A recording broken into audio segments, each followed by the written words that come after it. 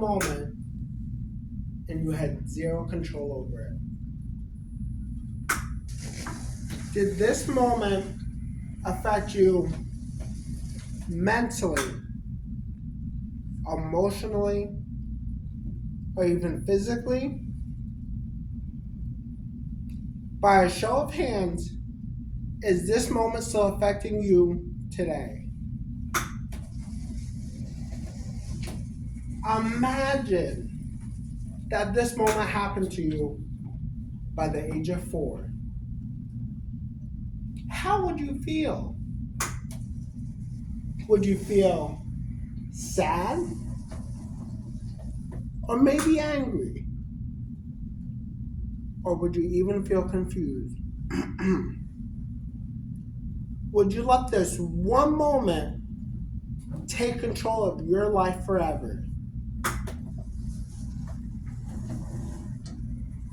Hello, my name is Isaiah Natali.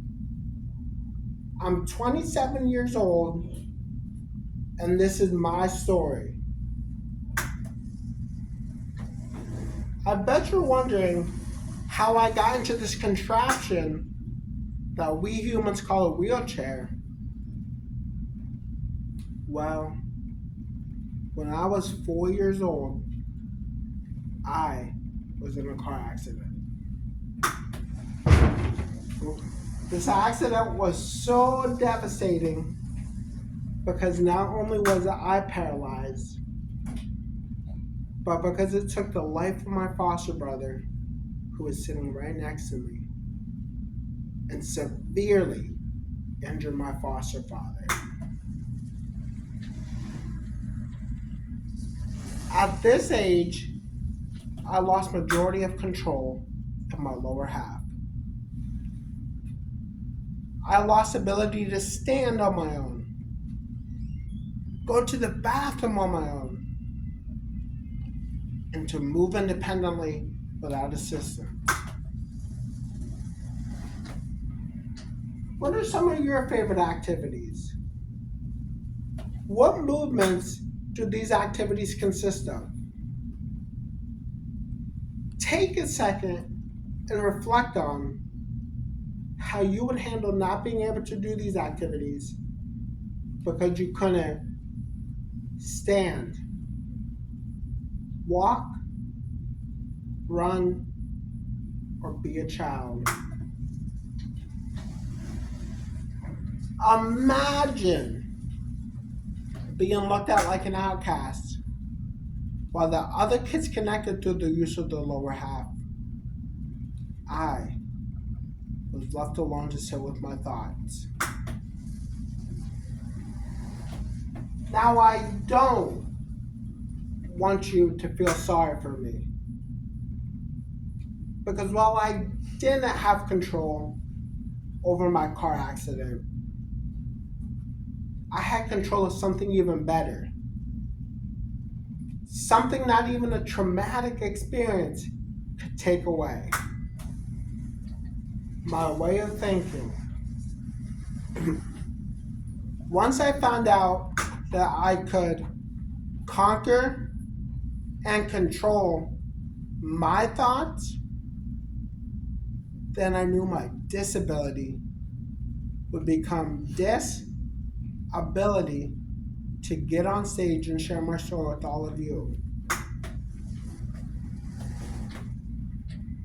But to understand how I rolled onto this new path, I'd like to take you on a journey that I like to call Conquer and Control. As I go through this talk, I'll explain what that is and how I started to conquer and control my life. From the age of 3 to 4, I lived with my first foster family.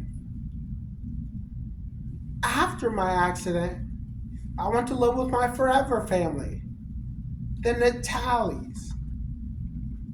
Who knew that they would be forever? While I lived with my adoptive family, my biological mother passed away by the time I turned 7. She passed away from ARDS, which is complications from pneumonia. And when I went to her funeral, I remember touching her, cold, lifeless, pale skin. The feeling of losing the one person that meant more to me than my own life made me feel like nobody was going to be in my life forever. Death is a constant in life. I can't control it. You can't control it. It's uncontrollable.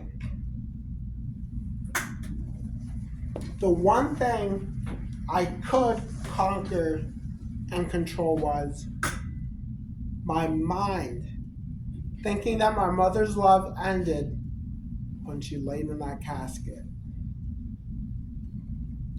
Knowing that my mother would be proud has allowed me to keep the mindset that she still loves me endlessly.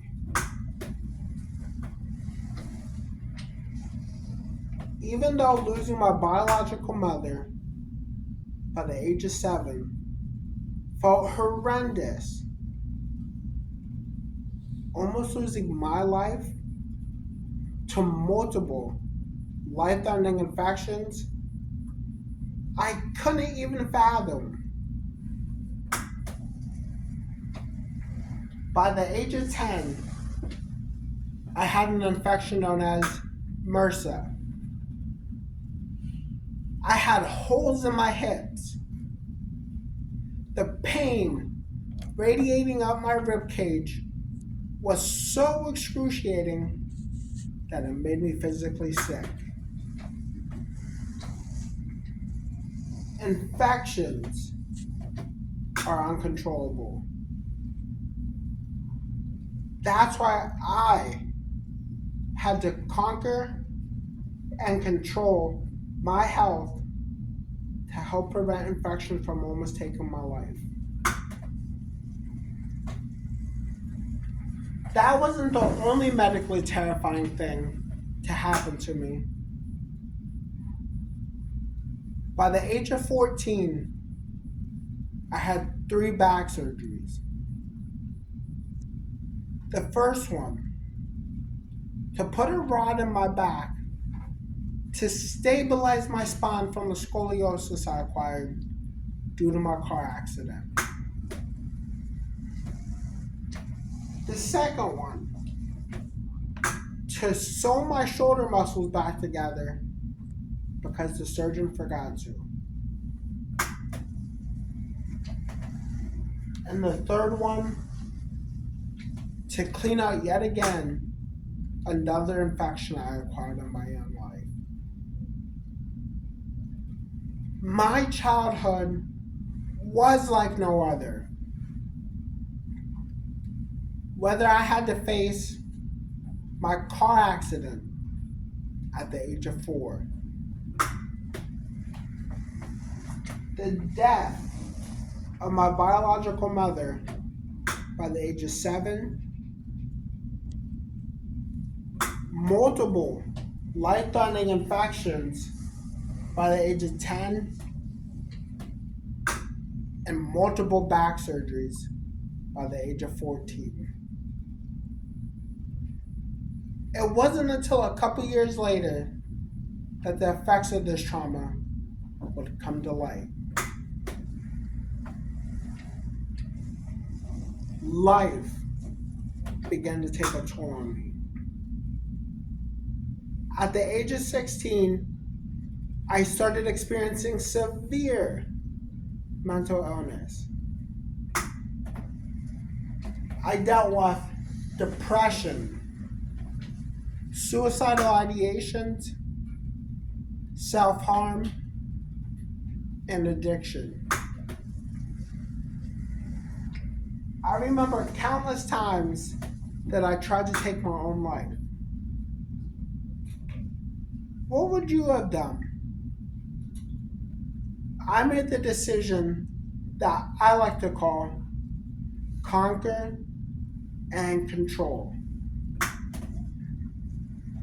Now, conquer and control isn't about controlling the situation. It's about controlling our reactions to those moments that happen to us. Do you know what's the one thing I could conquer and control at this point in my life? It's simple, but yet so difficult. Asking for help. I had to ask friends, family, and trusted mental health professionals for help.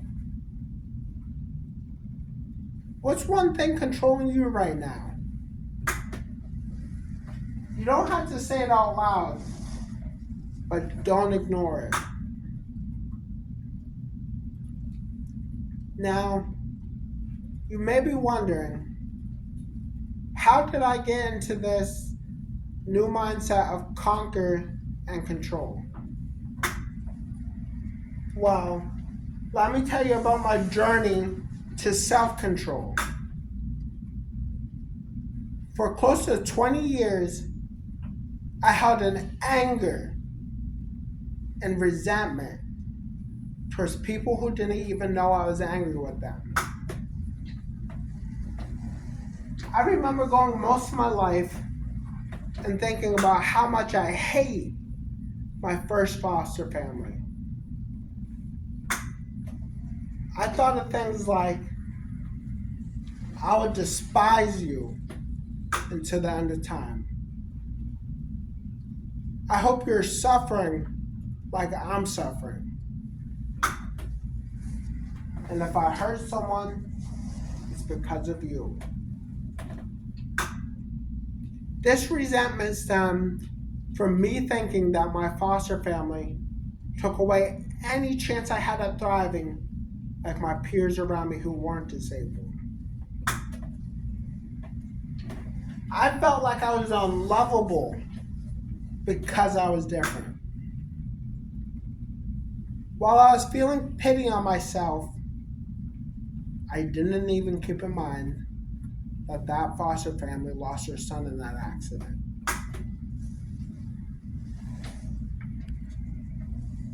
At the age of 17, I was destroying property at my adoptive family's house. While dealing with being mentally fragile, I had the cops called on me many times. On a seemingly quiet night, at the age of 17, I was a boiling pot, and with a little bit of heat, I would overflow. I remember going into my adoptive parents' kitchen and demanding and telling them that I wanted to move out at 17. While being disabled and underage, it's a lot harder to pack up your bags and leave.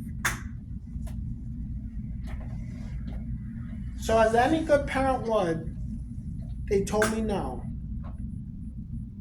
And you guessed it. That was the little bit of heat that would send my boiling emotions to overflow. I began yelling and cursing at them. Anything in my path was getting thrown across the room. The worst part was when my adoptive father walked towards me to calm me down, and I lunged at him to attack him. All I could think about before lunging at him was how I was going to make someone else feel like me. I was willing to risk my freedom to make someone else walk a mile in my shoes. I was willing to risk my freedom to make someone else walk a mile in my shoes.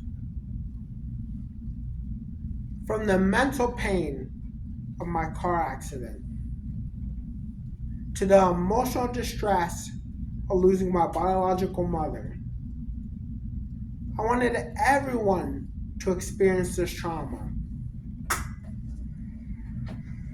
Maybe, just maybe, by hurting others, it'd make me walk again.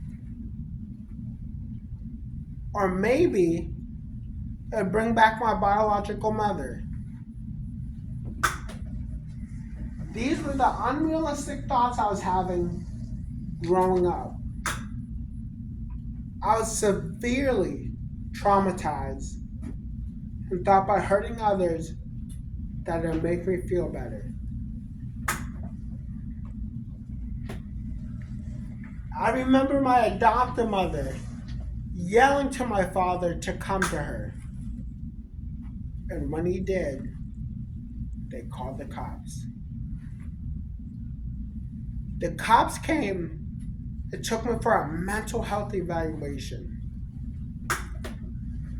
After a psychiatric stay of over 2 months, that's when I knew I needed to conquer and control. Conquer and control allowed me to free the rage that I felt at this point in my life. I didn't have control over the situation, but I had control over how I reacted. I had every reason for the problems I was facing,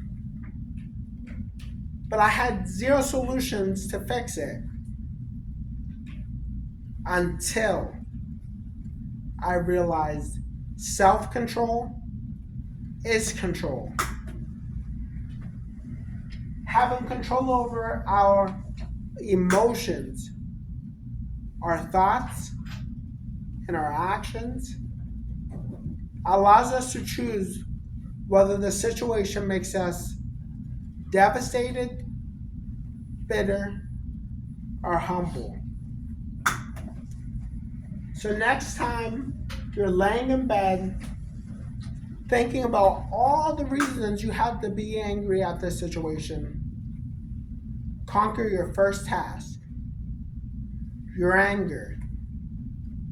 And how do you do that? You stop what you're doing, you take a deep breath in, and you transform your negative thinking by brainstorming all the solutions to fix your problems. Once you conquer your emotions and your thoughts, then you will have control over your actions. Finding the positives in negative situations allows you to see the blessing in most moments. In my darkest times, I was searching for inspiration. I remember my adoptive mother saying, "You're black and in a wheelchair. The world is going to work against you." That began to light a fire under me. My inspirational speaking mentor made me realize that if I want to become someone, that I need to be the change because the world won't do it for me. Also at my lowest point, my mentor questioned my purpose in life. And to him, I simply stated, "I want to inspire others." How did I get here? How did I get into this new level of conquer and control? Well, I had to do 3 steps. The first one, I had to quit all drugs and alcohol. I had to stop poisoning my body. Anything that wasn't beneficial to me, I had to stop. Second, I had to take better care of my mental health. I had to start praying more and seeking out my God. Because without my God, I wouldn't be here speaking to any of you. I also had to reach out to a counselor and psychiatrist when I needed help. Why? Because there is no shame in asking for help. Self-care is vital, and time is precious. And without the proper self-care, our time may be cut short, whether due to bad choices or poor health due to stress. Do you know what I like to do on the weekends after a week of speaking events, meetings, and phone calls? I like to stay in bed all weekend. Not because I'm depressed, antisocial,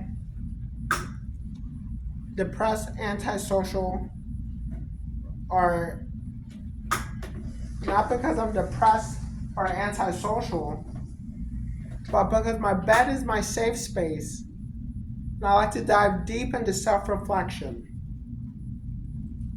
I self-reflect on what I did right and what I did wrong. I self-reflect on what are my end goals, and I self-reflect on, am I still pursuing what truly makes me happy? Lastly, I wanted to remember to honor my deceased mother. This was the woman that gave me up for adoption so that I could have a better life than what she could provide for me. So by honoring her, I enrolled in college and got my degree in communications. I became an inspirational speaker to help others because my mother was big on helping others. And I started taking better care of myself because I know my mother would want me to be happy, healthy, and safe. I want to carry on my mother's values of being a loving, caring, productive individual. Quitting drugs and alcohol, taking better care of my mental health, and remembering to honor my deceased mother allowed me to take control of my life and put on a face that was a much happier version of myself. When you leave this room today, you'll face something that you can't control. But you can control what you do next. I know this story may seem like a lot, and I don't want you to feel sorry for me. Conquer and control is an ongoing process. For every day that we face a challenging situation, it allows us to use conquer and control. When life lays obstacles in our path, time doesn't stop. So we must think, can we control this problem, situation, or moment? And if the answer is no, then we must think, how do we control our response to this moment?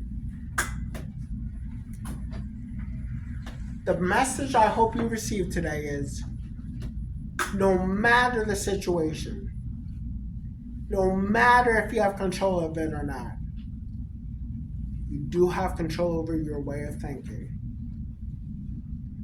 Conquer and control your world and stop letting your world conquer you. My name's Isaiah Natali. Thank you.